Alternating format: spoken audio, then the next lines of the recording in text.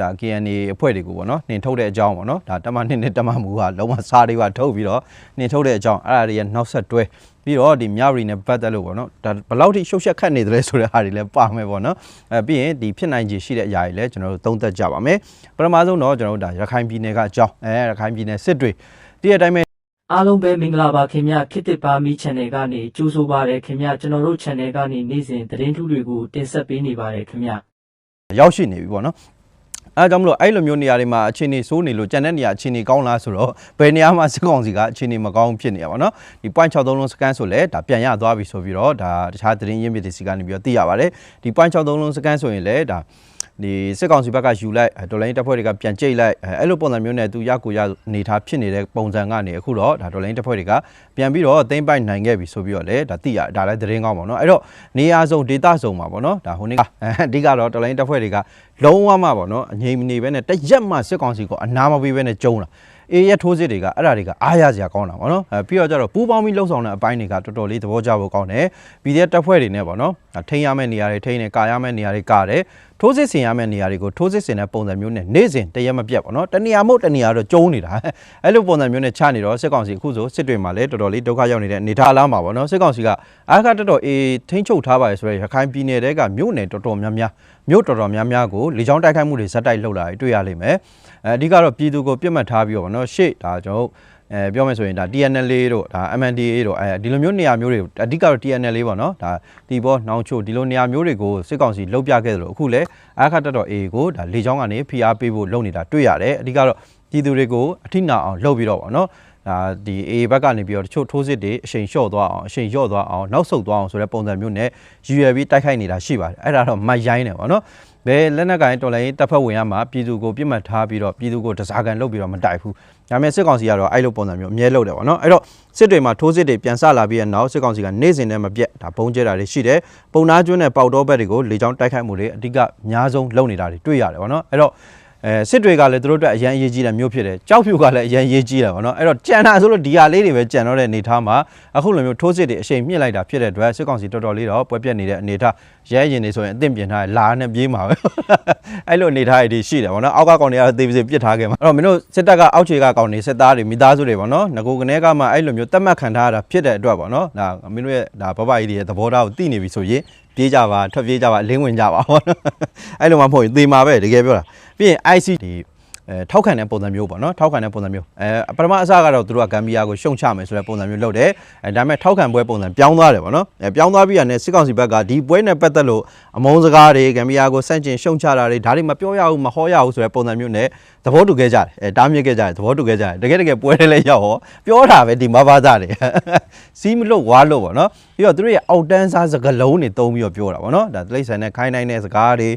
ပြီးရင်ရုပ်ရင်းကြမ်းတမ်းတဲ့စကားတွေဒီလိုပုံစံမျိုးတွေနဲ့ဒါအစိတ်တင်အောင်ဝါရမိတာနဲ့တွေပေါ့နော်သူတို့ကဘယ်လောက်ထိအောက်တန်းကျတယ်လဲဆိုတဲ့ဟာကိုသိတာမြင်တာစေတယ်အဲ့မှာထပ်ပြီးတော့ထူးခြားတဲ့ဟာရှိသေးတယ်ဒါ Viva Spring ကဖော်ထုတ်ထားတဲ့ဟာပေါ့နော်ရီလဲရီရအဲ့လိုမျိုးလှုပ်ဆော်တဲ့ပွဲကိုလူများအောင်နဲ့တယောက်1000ပေးပြီးတော့ခေါ်လာတဲ့သူတွေပါတယ်ကျွန်တော်တို့ပြောတယ်နော်အဲ့ဒါတကယ်ပြောတယ်ဟာဒီကောင်နေလူများအောင်ဒီလိုလှုပ်အောင်မယ်ပေါ့နော်အခုကျ2000မဟုတ်တော့1000ဖြစ်သွားရော့သွားတယ်ဒီကောင်နေအဲ့1000တောင်မှမရဘူးတဲ့အဲ့တော့ Viva Spring ကတက်ခဲ့တဲ့သူပေါ့နော်အဲ့ပွဲကိုတက်ခဲ့တဲ့သူကိုတွားပြီးတော့မေးတာရှိတယ်တယောက်ကို1000ပေးမယ်ဆိုပြီးတော့လှိုင်းသားဘက်ကနေခေါ်လာခဲ့တာဖြစ်တယ်တဲ့လိုင်းသားသိခါကြားတယ်နော်အဲ့တော့ဒီလို1000ပေးမယ်ဆိုပြီးတော့ခေါ်လာပေမဲ့ပေါ့နော်ပွဲပြီးတဲ့အချိန်ထိတောင်ပတ်စံမရဘူးတဲ့ပြီးရောအကျွေးနဲ့ညားတယ်ဒီကောင်နေအပြီးအဲ့ဒါရရုပ်ပေါက်တယ်နော်သူတို့ကဒီလိုမျိုးလှုပ်ဖို့အတွက်ကိုကြတော့ဒါစစ်ကောင်စီစီကနေသူကဘတ်ဂျက်တောင်းတာနော်အဲ့ပေးတယ်ဆိုရယ်ဘတ်ဂျက်ကလည်းနိုင်ငံတော်ဘန်နာပေါ့နော်အဲ့လိုမျိုးပေးရအဲ့သိန်းရာနဲ့ချီပြီးတော့ပေးရတယ်အဲ့လိုပေးပြီးတော့သူတို့ပြောတဲ့အထဲမှာဒီလိုကျွေးမွေးမဲ့အစီအစဉ်တွေပါတယ်ကားငါးပေးမယ်ဆိုတာတွေပါတယ်ပေါ့နော်လုံးဝအဲ့လိုမျိုးတွေကစအကုန်သူတို့ကစည်ရင်းလုပ်ပြီးတော့တင်တာပေါ့နော်ဒါပေမဲ့တကယ်မြေပြင်မှာကြတော့မပေးဘူး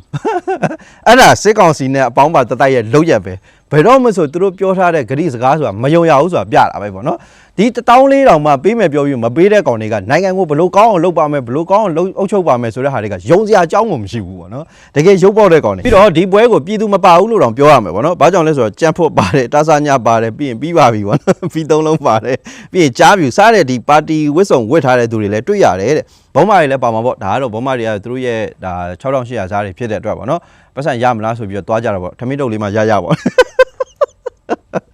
နောက်ဆို200လောက်တော့တိုးပြီး900လောက်ဖြစ်အောင်ပေါ့နော်တွက်လို့ချက်လို့ကောင်း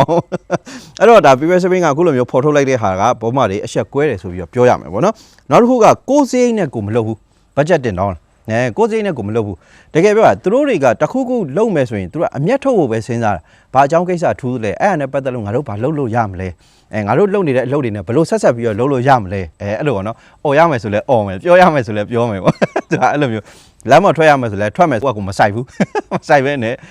ဒါနိုင်ငံတော်ဘဏ္ဍာကိုအလွယ်သုံးစားလုပ်တယ်ပေါ့ဗျာအဲ့လိုပုံစံမျိုးနဲ့လုပ်ခဲ့တယ်ပြီးဟိုလုံးဝတော်လန်ပြည်သူတွေနဲ့ဒါသူတို့တွေနဲ့ကြွားချားတယ်ဆိုတဲ့အချက်ကိုပြောပြရပါတော့တော်လန်ပြည်သူတွေကအဲ့လိုမျိုးပေါ့နော်စစ်ကောင်စီကိုဒါဆန့်ကျင်တဲ့အပိုင်းတွေမှာဘယ်သူမှအဲ့လောက်ကြီးတိုက်တွန်းနေစရာမလိုဘူးပေါ့နော်ပြောပြလိုက်တယ်ငါတို့ဒါလုပ်မယ်ဒါ silent strike လို့ဟာမျိုးကြီးကြည့်ပေါ့နော်လုံးဝဗျာအကုန်လုံးပါဝင်ကြတယ်ပေါ့နော်အကုန်လုံးပါဝင်ပေးကြတယ်ရတဲ့နည်းနဲ့ဆန့်ကျင်ကြစစ်ကောင်စီကဘလောက်ပဲဖိအားပေးပေါ့နော်ဒီဆိုင်နေဆိုရင်ဖွင့်ထားတယ်ဝယ်မဲ့လူမရှိဘူးအဲ့ဘာတက်နိုင်မှာလဲဝယ်မဲ့လူမှမရှိတာပေါ့နော်ဝယ်မဲ့လူကလည်းတွားပြီးဟိအောင်မင်းအိမ်ထဲကနေထွက်အတင်းတောက်ဝယ်ဆိုပြီးတော့လုံးလို့မရဘူးဗျာအဲ့လိုပုံစံမျိုးနဲ့အုံတော်ကောင်းကောင်းနဲ့ပေါ့နော်အဲ့လိုမျိုးပါဝင်ခဲ့ကြရရှိတက်ညီလက်ညီပေါ့ဗျာအတက်သေးရောကြီးနဲ့အဲ့လိုပါဝင်ကြရဘောမတွေကအဲ့လိုမဟုတ်ကြည့်ပတ်စံဘေဘီခေါ်နေရတကယ်ဒါသူတို့တွေဒီဥစ္စာကိုစိတ်ရှိတယ်ဆိုရင်ပတ်စံဘေဘီခေါ်စရာမလိုဘူးပြီးတော့တကယ်ဒါသူတို့ဒီဥစ္စာအတွက်စိတ်ရှိတယ်သူတို့နိုင်ငံအတွက်တကယ်စဉ်းစားမှန်တယ်ဆိုရင်သူတို့ဒီကိုယ့်အိတ်ထဲကစိုက်ပြီးတော့လှုပ်ဖို့လဲဝင်မလေးကြဘူးတော်လန်ပြည်သူတွေမှာအဲ့လိုရှိတယ်တခုခုလှုပ်သလားတခုခုဒါအထားမြောက်အောင်လှုပ်ကြမလားငါတို့ကတော့ဘလောက်စိုက်ငါကတော့ဘလောက်ပေးမယ်အဲ့လိုပုံစံမျိုးဘယ်သူမှတောင်းစရာမလိုဘူးဘာမှ budget တွေပါတင်တောင်းစရာမလိုဘူးကျွေးမွေးတွေပါမယ်လို့ကားငါပေးမယ်ဘာမှမလုံးပေးစရာမလိုဘူးဗျအဓိကတော့အမှန်တရားပဲရက်တည်တဲ့သူတွေပေါ့နော်အဲ့ကြောင့်စစ်ကောင်စီဘက်ကကောင်နေနဲ့ကြွားချားတယ်ပေါ့နော်ဒီမဘာသားတွေမျိုးသားရေးဆွမ်းရောက်တွေစစ်ကောင်စီဆိုတာအကုန်လုံးကတကိုင်းနဲ့ပဲဒီဘောမတွေဆိုလဲတကိုင်းနဲ့ပဲပေါ့နော်နောက်တစ်ခုကဒါပတ်စံပေးခေါ်တယ်ဆိုပြီးတော့ကျွန်တော်ပြောခဲ့တယ်ပေါ့နော်တကယ်တကယ်ကပတ်စံပေးခေါ်တယ်လို့တော့ပြောလို့မရဘူးပေါ့နော်ပတ်စံလည်းမရဘူးဆိုတော့ဒါပတ်စံပေးမယ်ဆိုပြီးတော့လိန်ခေါ်တယ်ဆိုပြီးတော့ပြောဟုတ်တယ်ဒီကောင်းလေးကိုဒါအခုဒါအမှတ်လည်းမရှိဘူးအဲ့ဒီ6800ဇားတွေပေါ့နော်ရှေ့မှာလဲဒါ2000ပေးမယ်ဆိုပြီးတော့9000ပဲပေးတယ်ဒါလည်းအမှတ်မရှိဘူးအခုလဲထပ်ပြီးတော့ခေါ်တယ်ထပ်လိုက်တယ်နေပူကြီးတဲ့မှာ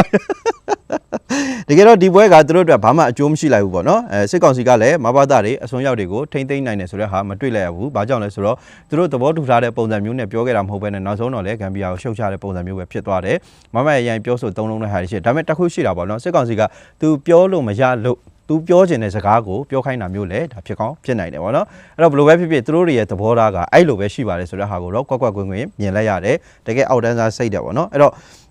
ကိုရှက်ကိုခွဲတဲ့ပွဲတကယ်ကိုနေပူကြီးထဲမှာအပင်ပန်းခံပြီးတော့ကိုရှက်ကိုခွဲတဲ့ပွဲလို့ပဲပြောရမယ်ပြောမယ်ဆိုတော့ဒါသတင်းတစ်ခုတက်လာတာတွေ့တယ်အဲ့ဒါဘာလဲဆိုတော့မြရီကိုစစ်ကောင်စီကစစ်ကား30ကျော်35စီးလား34စီးလားမသိဘူးအဲ့လောက်ပမာဏနဲ့စစ်အင်အားတွေဖြစ်တင်းလာတယ်အဲ့ထက်တွေ့လိုက်ရတယ်ပြီးတော့ဒါ KNA တပ်ဖွဲ့အချို့ကမြို့ကနေထွက်ခွာနေရဆိုတဲ့သတင်းတွေလည်းတွေ့လိုက်တယ်ပေါ့နော်တင်ကားတော့4စီးဆိုတော့ဒါစစ်အင်အားဖြစ်တင်းတယ်အချီးလုံးမယ်ဆိုတဲ့ပုံစံမျိုးတော့မြင်တွေ့ရတယ်အဲ့တော့ဒါကဖြစ်နိုင်လားဖြစ်နိုင်တယ်လို့ပြောရမှာပေါ့ဘာကြောင့်လဲဆိုတော့ဒါမင်းလက်ပံကို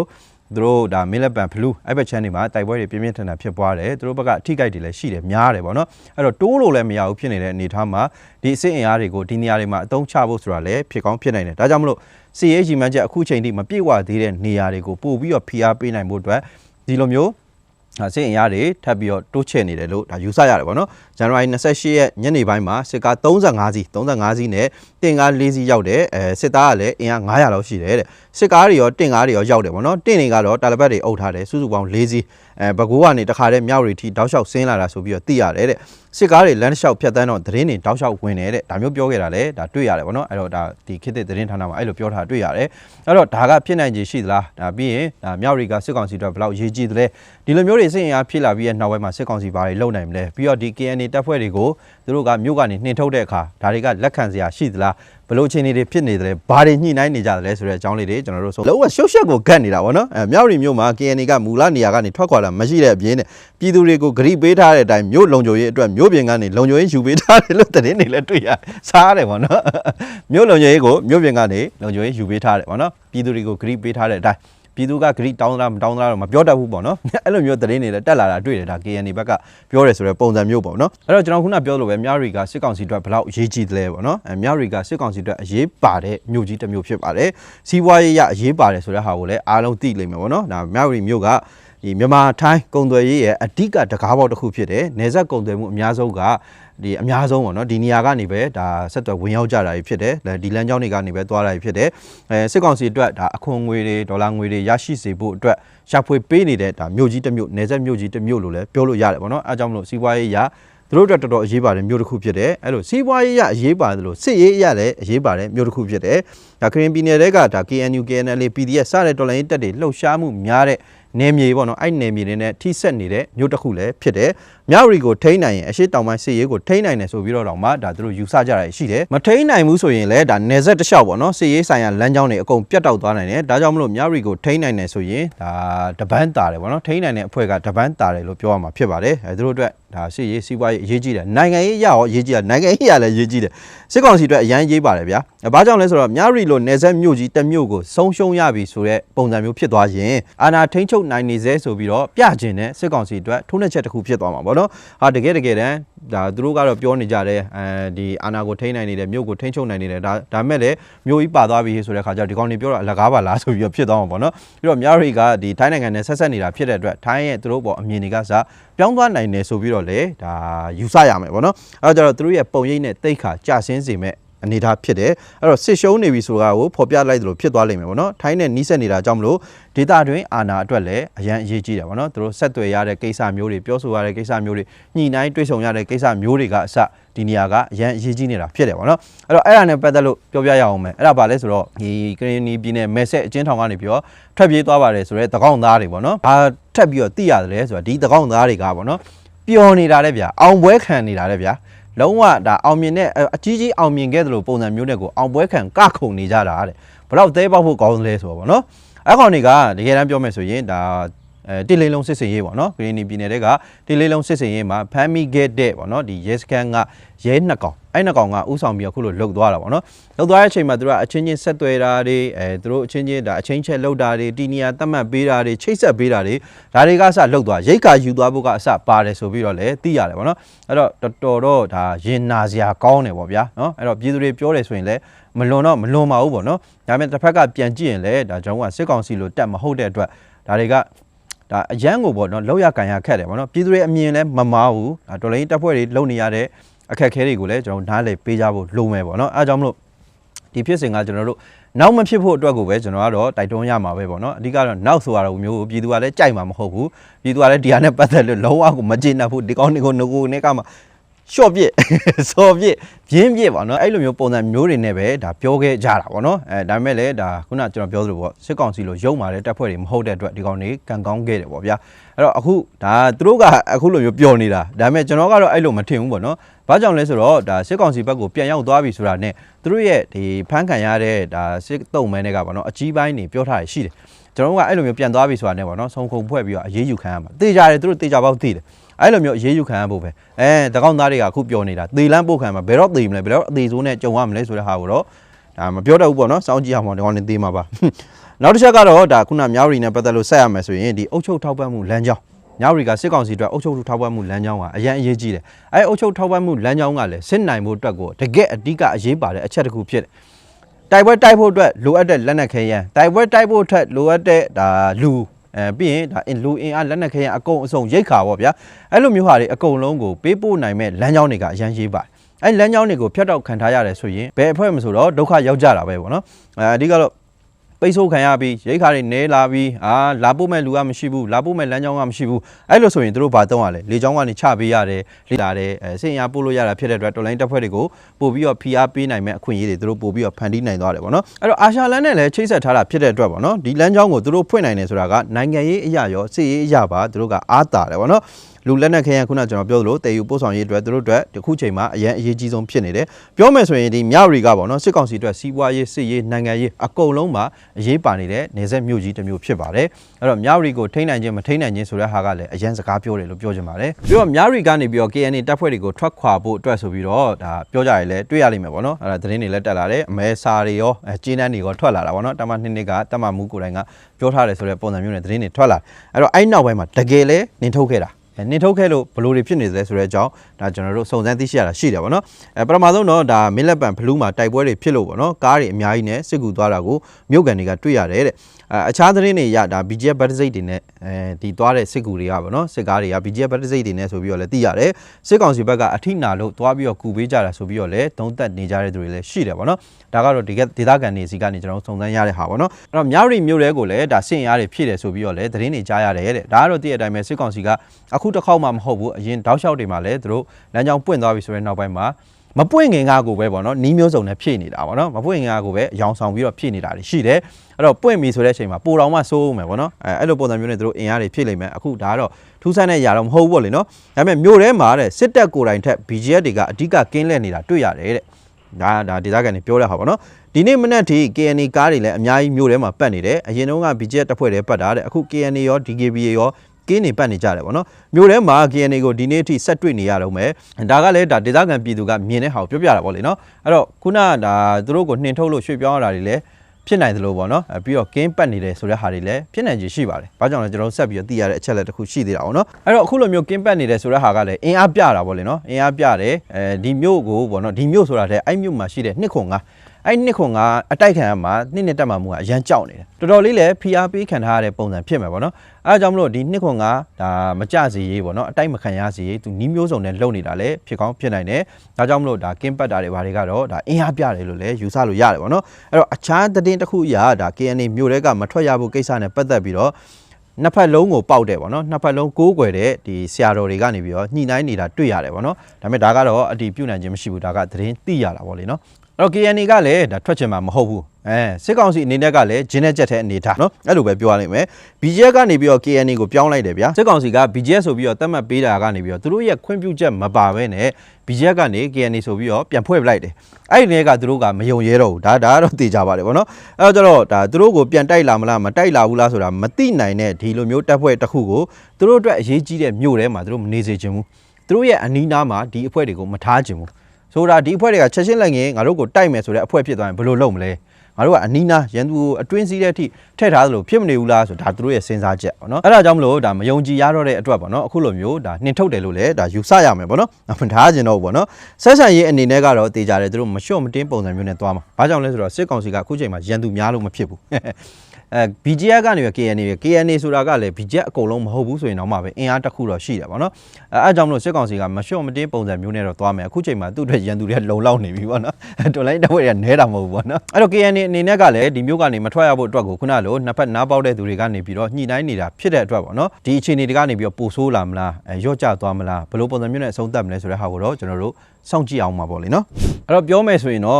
့တိုက်ပွဲတွေကတော့လောလောဆယ်နှစ်ဖက်လုံးကဖြစ်လို့မရတဲ့အနေအထားပေါ့နော်ဒီနှစ်ဖက်လုံးကြားထဲမှာတိုက်ပွဲတွေပေါ်ပေါက်ဖို့မဖြစ်နိုင်သေးတဲ့အနေအထားလို့လည်းယူဆလို့ရတယ်ပေါ့နော်ပြောမယ်ဆိုရင်ဒါ KNA ကမူလတုန်းကစစ်ကောင်စီလက်အောက်မှာ BGF အနေနဲ့ရှိခဲ့တယ်အခုတော့စစ်ကောင်စီရဲ့ခွင့်ပြုချက်မရဘဲနဲ့ KNA ပုံစံပြောင်းသွားပြီဒါကြောင့်မလို့စစ်ကောင်စီက KNA ကိုမြို့ထဲမှာဘယ်လိုအားထားရမလဲဘယ်လိုယုံကြည်ရမလဲဆိုတာတွေမသိတော့တဲ့အတွက်အဓိကတော့မယုံတဲ့အတွက်အခုလိုမျိုးနှင်ထုတ်တယ်လို့ယူဆရပါတယ်ဒါပေမဲ့ထွက်တာမထွက်တာတွေကမသိသေးဘူးရှုပ်ချက်တွေကိုကတ်နေတာပေါ့နော်အဲ့တော့တကယ်လို့များတိုက်ပွဲတွေဖြစ်လာမယ်ဟေ့တိုက်ပွဲတွေဖြစ်ဖို့ဒါအရေးအယောင်တွေတွေ့လာပြီဟေ့ဆိုတဲ့ခါကျရင်ဒီမြို့မှာဘာတွေဖြစ်မလဲအဓိကတော့ပြည်သူတွေပေါ့နော်ဒေသခံတွေဘာတွေကြုံရနိုင်မလဲဒါကလည်းအရေးကြီးတာပေါ့နော်အဲ့တော့တိုက်ပွဲတွေဖြစ်လာနိုင်မလားဆိုတဲ့ကြောက်ရွံ့စိုးရိမ်မှုတွေရှိလာမယ်အနီးနားနယ်မြေတွေမှာတိုက်ပွဲတွေဖြစ်တာကြောင့်မလို့ဒီပစ်တန်ခတ်တန်ပေါ့နော်လေကြောင်းပုံကျဲတာပဲဖြစ်လက်နက်ကြီးပစ်ခတ်တာပဲဖြစ်ချို့ညတွေမှာကျွန်တော်တို့အားလုံးကြားပါလိမ့်မယ်ပေါ့နော်တအုံးတချင်းချင်းနဲ့ပေါ့နော်အဲ့လိုတွေဖြစ်တိုင်းမှာအကုန်လုံးကစိတ်ပူကြစိတ်ပူကြတယ်ဆိုအဲ့ဘက်ချမ်းမှာရှိတဲ့တော်လိုင်းတပ်ဖွဲ့တွေအတွက်ကိုစိတ်ပူတာလည်းရှိသလိုမြို့အနီးနားဝန်းကျင်မှာရှိတဲ့သူတွေအဲ့နယ်မြေကသူတွေဒီလိုတွေအတွက်လည်းဒါ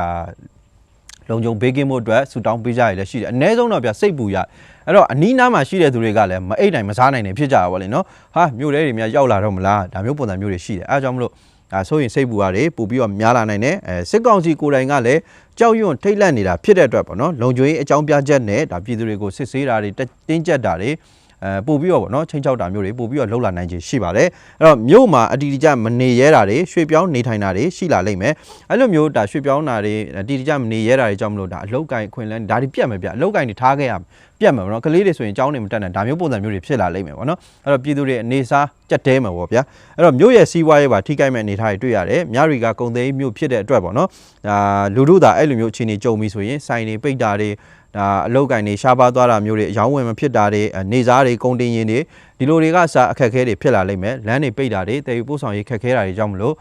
မြို့ရဲ့စီးပွားရေးလည်းထိခိုက်နိုင်မဲ့အခြေအနေမျိုးတွေတွေ့ရတယ်ဗောနော်အဲ့တော့ဒါကဖြစ်လားမဖြစ်လားမသေးကြသေးဘူးဆိုရင်တော့မှပဲဗောနော်ဒီလိုမျိုးစိုးရင်စိတ်တွေဖြစ်လာကြပြီဆိုတဲ့ဟာကိုပြောပြချင်တာအဓိကကိုသွားမဲ့နေရာကိုသွားမဲ့မြို့ဘယ်သူပဲဖြစ်ဖြစ်ဗောနော်စဉ်းစားကြ ငါတို့အဲ့ကိုသွားရမယ်အဲ့မျိုးကိုဖျက်ရမယ်အဲ့မျိုးကဖျက်လို့ရရဲ့လားအချိန်ကြီးကောင်းရဲ့လားလမ်းကြောင်းမှာတိုက်ပွဲတွေဖြစ်နေတယ်သွားလို့မရသေးဘူးလမ်းပိတ်ထားတယ်လမ်းဖွင့်ပြီလားဒါမျိုးပုံစံမျိုးတွေကတော့အားကြောင့်မို့အနည်းနဲ့များတော့ထိခိုက်မှုရှိတာပါပဲနောက်တစ်ခုကလူငယ်တွေပေါ့နော်စစ်ကောင်စီကလူငယ်တွေပေါ်တာဆွဲလို့ရမယ့်နေရာတွေတော်တော်များများမှာပေါ့နော်ပေါ်တာဆွဲလို့ရသမျှအကုန်လိုက်ဆွဲနေတာရှိတယ်လိုက်ပြီးတော့အပြစ်ရှာတယ်လိုက်ပြီးတော့စစ်ဆေးတယ်ဖမ်းဆီးတယ်မေးမြန်းတယ်ပြီးရင်ခေါ်သွားတယ်အဲ့လိုပုံစံမျိုးပေါ့နော်အဲ့နဲ့ပတ်သက်လို့လည်းကျွန်တော်တီးတန့်ထပ်ပြီးတော့ပြောဖို့ရှိပါတယ်ကျွန်တော်တို့သိရတဲ့အကြောင်းတွေအများကြီးရှိရပါတော့အဲ့ကြောင့်အဲ့လိုမျိုးပုံစံမျိုးတွေပို့ပြီးတော့ပြစ်မှတ်ထားခံရလာနိုင်တယ်အဲ့တော့ပြောမယ်ဆိုရင်ဒါစစ်ရင်ရတွေဖြစ်တင်တာကတော့မြရီကိုထိမ့်ဖို့နဲ့ပြီးရင်ဒေါ်လာရင်းတက်တွေပေါ့နော်ဒေါ်လာရင်းတက်ဖွဲ့တွေအဲ့ဘက်ချမ်းမှာရှိတဲ့နေမြေတွေထိစက်နေတဲ့နေရာကတိုက်ပွဲနေမြေတွေကဒေါ်လာရင်းတက်ဖွဲ့တွေကိုပို့ပြီးတော့ဖိနှိပ်နိုင်ဖို့အတွက်ကိုစစ်ကောင်စီခုလိုအင်အားဖြစ်တင်ခြင်းဖြစ်ပါတယ်ပေါ့နော်ပြောမယ်ဆိုရင်မြရီရဲ့အခြေအနေက